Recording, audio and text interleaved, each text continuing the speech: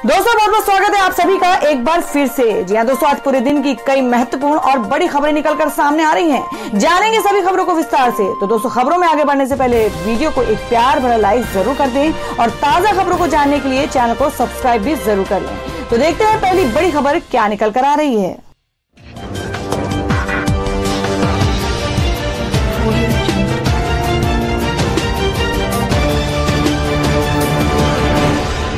तो दोस्तों आज की पहली बड़ी खबर में बता दें कि भारत के पूर्व राष्ट्रपति प्रणब मुखर्जी का लंबी बीमारी के बाद निधन, बेटे ने दी जानकारी। जी आपको बता दें कि भारत के पूर्व राष्ट्रपति प्रणब मुखर्जी का लंबी बीमारी के बाद सोमवार को निधन हो गया। पूर्व राष्ट्रपति के निधन की जानकारी उनके बेटे अभिजीत मुखर्जी ने ट्वीट कर दी है।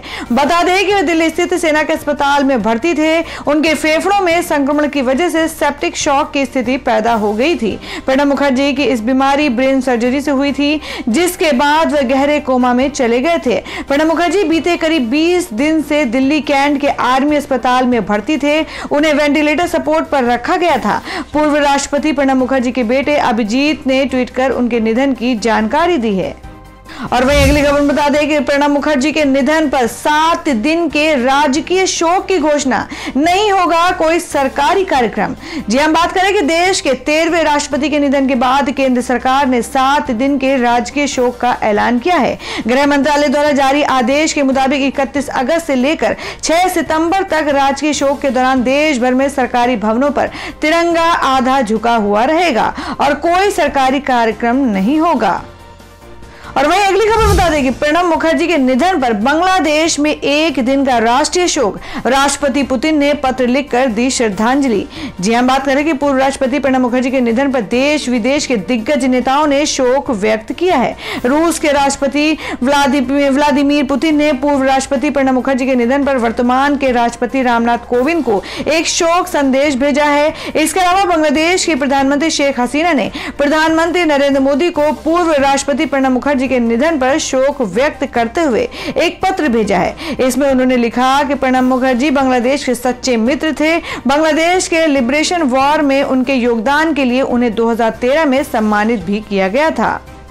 तो दोस्तों देश के पूर्व राष्ट्रपति प्रणब मुखर्जी के आत्मा की शांति के लिए कमेंट बॉक्स में 2 शब्द जरूर लिखें। बढ़ते अगली खबर की ओर। और वहीं अगली खबर बता दें कि लद्दाख में झड़प को लेकर कांग्रेस का पीएम मोदी पर हमला, कहा कुत्तों खिलौनों की बात पर ध्यान भटकाने से कुछ नहीं होगा। जी हम बात करें कि रक्षा मंत्रालय ने जानकारी दी कि पूर्वी लद्दाख में भारत और चीन की सेनाओं के बीच झड़प हुई है। 29 और 30 अगस्त की रात चीनी सैनिकों ने घुसपैठ की कोशिशें की, जिसके बाद दोनों देशों ने सैनिकों के बीच झड़प हुई और जिसके बाद सीमा पर स्थिति लगातार तनावपूर्ण है। रक्षा मंत्रालय की ओर से आई जानकारी के बाद विपक्षी दल कांग्रेस ने नरेंद्र मोदी सरकार के चीन के साथ नीति को लेकर सवाल उठाए हैं। कांग्रेस प्रवक्ता जयवीर शेरगिल ने कहा कि चीन एलएसी पर लगातार दुस्साहत कर रही है और स्थिति को बदलने की कोशिश में है, लेकिन भाजपा सरकार वास्तविकता को स्वीकार करने को तैयार नहीं है। उन्होंने कहा कि आत्मनिर्भर भारत, भारतीय नस्ल के कुत्ते और खिलौने की बात कर आप ध्यान भटका सकते हैं, लेकिन चीन से कैसे निपटना है इस पर ध्यान तो देना ही होगा। और वही अगली खबर बता दें कि 7 सितंबर से शुरू होगी दिल्ली मेट्रो, नहीं खुलेंगे सारे स्टेशन, केवल स्मार्ट कार्ड से मिलेगी एंट्री। जी हम बात करें कि केंद्रीय गृह मंत्रालय ने अनलॉक 4 में मेट्रो सेवाओं को 7 सितंबर से शुरू करने की इजाजत दे दी है। शनिवार को जारी की गई गाइडलाइंस में कहा गया है कि सोशल डिस्टेंसिंग सहित अन्य नियमों का पालन करते हुए मेट्रो सेवाएं शुरू की जाएंगी। हालांकि रेड जोन में आने वाले मेट्रो स्टेशन को फिलहाल नहीं खोला जाएगा। दिल्ली के परिवहन मंत्री कैलाश गहलोत ने इस बात में जानकारी देते हुए बताया कि कंटेनमेंट जोन और कुछ अन्य इलाकों में पड़ने वाले मेट्रो स्टेशन तुरंत नहीं खोले जाएंगे। गौरतलब है कि कोरोना वायरस की महामारी में दिल्ली मेट्रो पिछले काफी समय से बंद है। तो दोस्तों खबरों में आगे बढ़ने से पहले जान लेते हैं आज के माइंड क्यूज के सवाल को। आज का सवाल है आपको बताना है कि उड़ीसा के मुख्यमंत्री का क्या नाम है। इसका जवाब आपको वीडियो के नीचे कमेंट बॉक्स में देना है और सही जवाब देने वाले को रैंडमली लेकर जाएगा और वो जीत सकते हैं एक बम्पर पुरस्कार। तो बढ़ते अगली खबर की ओर। और वही अगली खबर बता दें कि संबित पात्रा का कांग्रेस पर बड़ा आरोप। कहा राजीव गांधी फाउंडेशन को जाकिर नाइक से मिले 50 लाख रुपए। जी हम बात कर रहे हैं कि भारतीय जनता पार्टी नेता संबित पात्रा ने सोमवार को एक प्रेस कॉन्फ्रेंस में कांग्रेस पर जमकर हमला बोला और उन्होंने कहा कि राजीव गांधी फाउंडेशन समेत कई महत्वपूर्ण विषयों को आज हम देश के सामने रखने जा रहे हैं। बीजेपी नेता ने कहा कि जहां भ्रष्टाचार का नाम आता है वहां कांग्रेस और गांधी परिवार का नाम जरूर आता है। संबित पात्रा ने कांग्रेस पर आरोप लगाते हुए कहा कि जाकिर नाइक के इस्लामिक रिसर्च फाउंडेशन पर भी जांच चल रही है और इस फाउंडेशन ने 8 जुलाई 2011 को 50 लाख रुपए राजीव गांधी फाउंडेशन को दिए। प्रेस कॉन्फ्रेंस में संबित पात्रा ने कहा कि जैसा कि हम सभी जानते हैं कि जेपी नड्डा जी ने कांग्रेस के राजीव गांधी फाउंडेशन के बारे में खुलासा किया था। उन्होंने बताया था कि वहां कैसे भ्रष्टाचार हुआ। और अब अगली खबर निकल कर आ रही है, महाराष्ट्र में बीजेपी ने की मंदिर खोलने की मांग। शिवसेना ने पूछा कोरोना विस्फोट हुए तो भाजपा लेगी जिम्मेदारी। जी आपको बता दें कि शिवसेना ने सोमवार को महाराष्ट्र में कोरोना वायरस महामारी के बीच महाराष्ट्र में मंदिरों को फिर से खोलने की मांग को लेकर भाजपा पर निशाना साधा है। शिवसेना ने पूछा कि अगर कोरोना वायरस संक्रमण के मामलों में दोबारा भारी वृद्धि हुई तो क्या भारतीय जनता पार्टी इसकी जिम्मेदारी लेगी। बता दें कि महाराष्ट्र में विपक्षी दल भाजपा ने राज्य में धार्मिक स्थल फिर से खोलने की मांग को लेकर पिछले हफ्ते मंदिरों के बाहर प्रदर्शन किया था। और अब अगली खबर बता दें कि प्रशांत भूषण पर सुप्रीम कोर्ट ने लगाया ₹1 का जुर्माना, ना देने पर होगी 3 महीने की जेल। जी आपको बता दें कि सुप्रीम कोर्ट ने अदालत की अवमानना मामले में सीनियर वकील प्रशांत भूषण पर ₹1 का जुर्माना लगाया है। सुप्रीम कोर्ट ने सोमवार को प्रशांत भूषण को 15 सितंबर ₹1 बतौर जुर्माना भर देने का आदेश दिया है। प्रशांत जुर्माना नहीं भरते तो उन्हें 3 महीने के लिए जेल जाना होगा। साथ ही 3 साल तक के लिए वकालत करने पर भी रोक लगा दी जाएगी। चीफ जस्टिस एसए बोबडे को लेकर ट्वीट करने के मामले में सुप्रीम कोर्ट ने प्रशांत भूषण को अदालत की अवमानना का दोषी ठहराया था। सुप्रीम कोर्ट ने मामले में प्रशांत भूषण से माफी मांगने को कहा था, लेकिन प्रशांत भूषण ने ऐसा करने से इनकार कर दिया था, जिसके बाद आज सुप्रीम कोर्ट ने इस मामले में सजा का ऐलान किया है। Justice Arun Mishra, justice BR Gavai और जस्टिस कृष्ण मुरारी की पीठ ने मामले में सजा सुनाते हुए कहा कि भूषण ने अपने बयान को पब्लिसिटी दिलाई। उसके बाद कोर्ट ने इस मामले पर संज्ञान लिया। कोर्ट ने फैसले में भूषण के कदम को सही नहीं मानते हुए कहा कि कोर्ट के विचार किए जाने से पहले ही प्रशांत भूषण के प्रेस को दिए बयान कार्यवाही को प्रभावित करने वाले थे।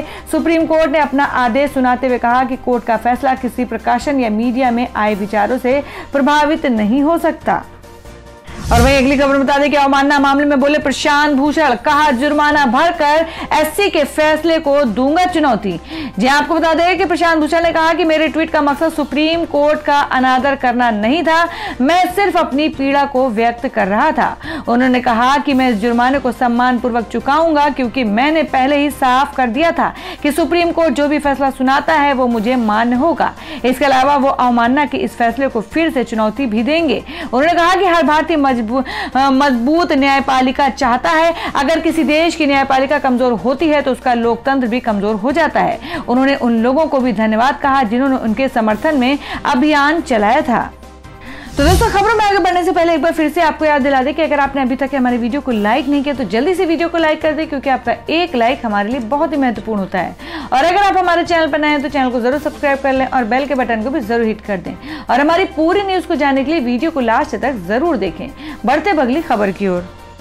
और वही अब अगली बड़ी खबर बता दें कि भाजपा ने YouTube पर साझा किया पीएम के मन की बात का वीडियो। 8 लाख से अधिक लोगों ने किया डिसलाइक। जी हम बात कर रहे हैं प्रधानमंत्री नरेंद्र मोदी हर महीने के आखिरी रविवार को रेडियो पर मन की बात कार्यक्रम के जरिए लोगों से संवाद करते हैं। प्रधानमंत्री मोदी ने 2014 में पीएम पद का कार्यभार संभालने के बाद इस कार्यक्रम की शुरुआत की थी, जिसे काफी पसंद किया जाता है। देश भर में इस कार्यक्रम का सीधा प्रसारण किया जाता है, लेकिन इस अगस्त माह के आखिरी रविवार को प्रधानमंत्री के रेडियो कार्यक्रम मन की बात कार्यक्रम को लेकर सोशल मीडिया पर लोगों ने कुछ खास प्रतिक्रिया नहीं दी है। दरअसल भारतीय जनता पार्टी ने पीएम मोदी के मन की बात कार्यक्रम को अपने यूट्यूब चैनल पर साझा किया था, जिसे 8 लाख से अधिक लोगों ने डिसलाइक किया है। सोमवार को भाजपा के यूट्यूब चैनल पर इस पीएम मोदी के मन की बात कार्यक्रम के तकरीबन 21 घंटे बाद इस वीडियो को साझा किया गया है। और दोस्तों में अगली खबर में जान लेते हैं क्या है देश भर में कोरोना संक्रमण के ताजा हालात। देश में कोरोना संक्रमितों का आंकड़ा 36 लाख के पार। पिछले 24 घंटे में सामने आए 78,512 नए मामले। जी आपको बता दें कि चीन के वुहान शहर से शुरू हुआ कोरोना वायरस का कहर अब देश भर में थमने का नाम नहीं ले रहा है और इस वायरस से संक्रमित लोगों की संख्या में दिन पर दिन बढ़ोतरी होती जा रही है। देश में इस वायरस से संक्रमितों की संख्या 36,19,000 के पार पहुंच चुकी है। कोविड-19 इंडियन ऑर्गेनाइजेशन के मुताबिक देश में कोरोना के अब तक के 36,19,169 केस दर्ज हो चुके हैं, जिनमें से 27,72,928 लोग ठीक हो चुके हैं। हालांकि इनमें से 64,617 लोगों की जान भी जा चुकी है। और अब अगली खबर बता दें कि महाराष्ट्र सरकार ने 30 सितंबर तक बढ़ाया लॉकडाउन। अनलॉक 4 के लिए जारी की गाइडलाइन। जी आपको बता दें कि महाराष्ट्र सरकार ने राज्य में लॉकडाउन 30 सितंबर तक बढ़ा दिया है। वस्तुएं और व्यक्तियों के अंत विभागीय परिवहन की अनुमति है। निजी बस व मिनी बस चलाने की अनुमति है। इसके लिए एसओपी राज्य परिवहन आयुक्त द्वारा जारी की जाएगी। अनलॉक 4 को लेकर महाराष्ट्र सरकार की ओर से जारी गाइडलाइन के मुताबिक महाराष्ट्र में जिला पाबंदी हटा दी गई है। ई पास हटाया गया है, यानी अब सफर के लिए किसी भी परमिशन की जरूरत नहीं होगी। मेट्रो, जिम, सिनेमा हॉल बंद रहेंगे। प्राइवेट दफ्तर 30% लोगों की उपस्थिति में खोले जाएंगे। हालांकि राज्य में स्कूल और कॉलेज 30 सितंबर तक बंद रहेंगे। और अब अगली खबर बता दें कि जीडीपी में गिरावट पर पी चिदंबरम का आरोप। कहा मोदी सरकार ने स्थिति संभालने के लिए कुछ नहीं किया।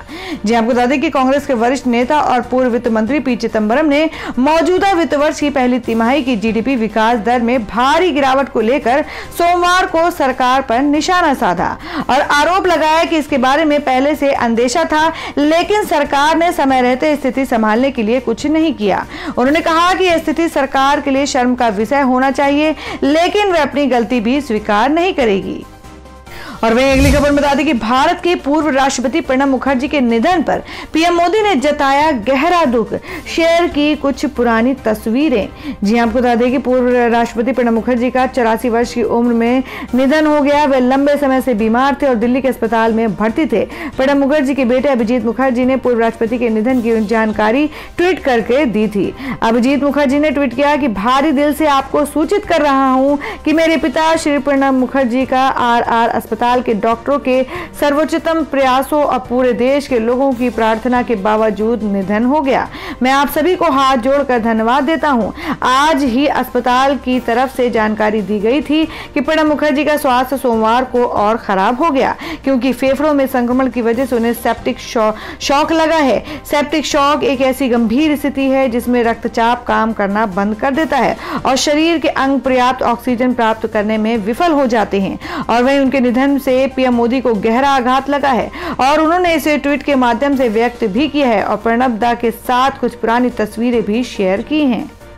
और वही अगली बड़ी खबर निकल कर आ रही है जिसमें अलका लामा ने कहा कि खिलौने, कुत्तों और मोर पर बातें नहीं चाहता देश। डिबेट में बीजेपी नेता का जवाब आया। कहा चीन पर रोक क्यों रही है कांग्रेस, ये नेहरू वाला भारत नहीं है। जी आपको बता दें कि चीन के मुद्दे पर सोमवार को कुछ न्यूज पर कांग्रेस नेत्री और बीजेपी प्रवक्ता के बीच जमकर डिबेट हुई। कांग्रेस की ओर से अलका लामा ने कोरोना और आर्थिक संकट के दौर में प्रधानमंत्री नरेंद्र मोदी और उनकी सरकार पर निशाना साधते हुए कहा कि देशवासी खिलौने, कुत्तों और मोर पर बातें नहीं सुनना चाहती है, वे अहम मुद्दों का हल चाहते हैं। हालांकि इसके जवाब में बीजेपी की ओर से स्पष्ट जवाब नहीं आया। पार्टी नेता समित पात्रा ने पलटवार में कहा कि कांग्रेस आखिर चीन पर रोने क्यों लगती है, ये नया भारत है, पंडित नेहरू वाला देश नहीं है। आपको बता दें आर पार नाम के शो में कांग्रेस नेत्री अलका लामा ने कहा कि पूरा देश सेना को सलाम कर रहा है, पर राजनीतिक स्तर पर यह वार्ता चीन के साथ पूरी तरह विफल दिख रही है। उन्होंने कहा कि राजनीतिक नेतृत्व को आगे आना चाहिए था। कल मन की बात कार्यक्रम को क्यों लोगों ने डिसलाइक किया, इसलिए क्योंकि वे ये नहीं सुनना चाहते थे कि खिलौनों, कुत्तों और मोरों के साथ कैसे खेला जाता है। वे चीन, कोरोना और जीडीपी को लेकर देश का स्टैंड सुनना चाहते हैं। तो दोस्तों आप लोगों को क्या लगता है, अलका लामा ने जिस तरीके से सरकार पर हमला किया है नरेंद्र मोदी के खिलौना और मोर के टॉपिक को लेकर, तो क्या वाकई में उनका कहना ये सही है? आप अपना सुझाव कमेंट बॉक्स में जरूर दें। बढ़ते अगली खबर की ओर। और अब वहीं अगली खबर बता दें कि दिल्ली सरकार ने निजी स्कूलों पर ट्यूशन की फीस के अलावा कोई भी अतिरिक्त शुल्क लेने पर लगाई रोक। जी हम बात कर रहे हैं कि हाल ही में कोविड-19 की स्थिति को ध्यान में रखते हुए उप मुख्यमंत्री श्री मनीष सिसोदिया के अधीन आने वाले शिक्षा विभाग ने निजी सहायता प्राप्त स्कूलों को निर्देश दिया है कि वे कोविड-19 की अवधि के दौरान केवल ट्यूशन फीस ही ले, लॉकडाउन और किसी अन्य मद के तहत चार्ज नहीं लेंगे। हालांकि ये भी निर्देश दिया गया कि लॉकडाउन की समाप्ति के बाद मासिक आधार पर वार्षिक और विकास शुल्क आनुपातिक रूप से वसूला जा सकता है। इससे पहले 17 अप्रैल और 18 अप्रैल को दिल्ली सरकार ने निर्देश दिया था। अब दिल्ली सरकार के ताजा आदेश से निजी स्कूलों को यथास्थिति बनाए रखने का निर्देश दिया है। और वहीं लॉकडाउन अवधि के दौरान माता पिता को सभी निजी सहायता प्राप्त मान्यता प्राप्त स्कूलों को ट्यूशन फीस के अलावा कोई शुल्क नहीं देना होगा। वार्षिक और विकास शुल्क माता पिता से लिया जा सकता है। वे लॉकडाउन की अवधि पूरी होने के बाद केवल मासिक आधार पर ले सकते हैं। स्कूल खुलने के दौरान अभिभावकों से कोई शुल्क नहीं लिया जाएगा, जैसे कि परिवहन शुल्क आदि है। माता पिता से शुल्क नहीं लिया जाएगा। किसी भी स्थिति में स्कूल माता पिता या छात्रों से परिवहन शुल्क की मांग नहीं करेंगे। इसका मतलब है कि फीस केवल मासिक आधार पर एकत्र की जाएगी। शिक्षा विभाग से निजी स्कूल को ये आदेश दे दिए गए हैं। और वहीं अगली खबर निकल कर आ रही है कि मुंबई इंटरनेशनल एयरपोर्ट की कमान भी अडानी ग्रुप के पास, खरीद ली 74% हिस्सेदारी। जी आपको बता दें कि अडानी समूह ने आखिरकार मुंबई इंटरनेशनल एयरपोर्ट में 74% हिस्सेदारी खरीदने का सौदा कर लिया है। इस बारे में सूत्रों के हवाले से खबरें काफी पहले से चल रही थी। अब समूह ने एक बयान में इसकी पुष्टि कर दी है। इस सौदे के साथ अडानी निजी क्षेत्र की भारत की दूसरी सबसे बड़ी एयरपोर्ट ऑपरेटर हो जाएगी। अडानी समूह को पहले ही देश में पीपीपी मॉडल के तहत 6 एयरपोर्ट का अधिकार मिला है। और अब अगली खबर बता दें कि एलएसी पर फिर भिड़े भारतीय और चीनी सैनिक। कांग्रेस बोली मोदी कब दिखाएंगे लाल आंखें। जी आपको बता दें कि पूर्वी लद्दाख में वास्तविक नियंत्रण रेखा पर पैंगोंग झील के पास भारत चीन के सैनिकों में एक बार फिर झड़प हो गई है। भारत चीन के बीच इस ताजा घटना पर देश के अंदर भी सियासत शुरू हो गई है। इसे लेकर कांग्रेस ने प्रधानमंत्री नरेंद्र मोदी पर हमला बोला है। पूछा है कि प्रधानमंत्री की आंखें लाल कब होंगी। कांग्रेस के राष्ट्रीय प्रवक्ता रणदीप सुरजेवाला ने कहा कि देश की सरजमी पर कब्जे का नया दुस्साहस हुआ है। कांग्रेस के राष्ट्रीय प्रवक्ता रणदीप सुरजेवाला ने ट्वीट में लिखा कि देश की सरजमी पर कब्जे का नया दुस्साहस, रोज नई चीनी घुसपैठ, पैंगोंग सो लेक इलाका, गोगरा व गलवान वैली, डेप्संग प्लेनस, लिपुलेक, लोकलाम व नाथुला के पास फौज तो भारत मां की रक्षा में निडर खड़ी है, पर मोदी जी की लाल आंख कब दिखेगी। और अब अगली खबर में जान लेते हैं क्या है देश भर में मौसम के ताजा हालात। अगस्त में 47 वर्षों के बाद देश ने इतनी ज्यादा बारिश, इन राज्यों में भारी बारिश का अलर्ट। जी आप बता दें कि देश के ज्यादातर हिस्सों में इस साल जोरदार बारिश हुई है। मानसून के 4 महीने में सबसे अधिक वर्षा वाले माह अगस्त में 26.6% अधिक वर्षा दर्ज की गई है। अगस्त में 47 वर्षों के बाद देश ने इतनी ज्यादा बारिश देखी है। इससे पहले वर्ष 1973 में सामान्य से 27% अधिक वर्षा अगस्त में दर्ज की गई थी। राष्ट्रीय राजधानी दिल्ली में सोमवार को बादल छाने के साथ ही तापमान के गिरने की संभावना है। मौसम विभाग के अनुसार शहर में अगले 6 दिनों तक रुक रुक कर बारिश होने की संभावना भी है। भारत मौसम विज्ञान विभाग के अनुसार दिल्ली में इस बार पिछले 7 साल में अगस्त में सबसे अधिक 237 मिमी बारिश दर्ज की गई है। तो दोस्तों ये थी अब तक की सभी बड़ी खबरों की अपडेट्स। टुडे ब्रेकिंग न्यूज और लेटेस्ट खबरों को देखने के लिए हमारे चैनल को सब्सक्राइब जरूर कर लें। वीडियो को लाइक और शेयर भी जरूर कर दें अपने दोस्तों और रिलेटिव्स के साथ। तो दोस्तों फिर मिलेंगे काम की खबरों और सरकारी योजनाओं की एक और नई वीडियो के साथ। तब तक के लिए धन्यवाद दोस्तों।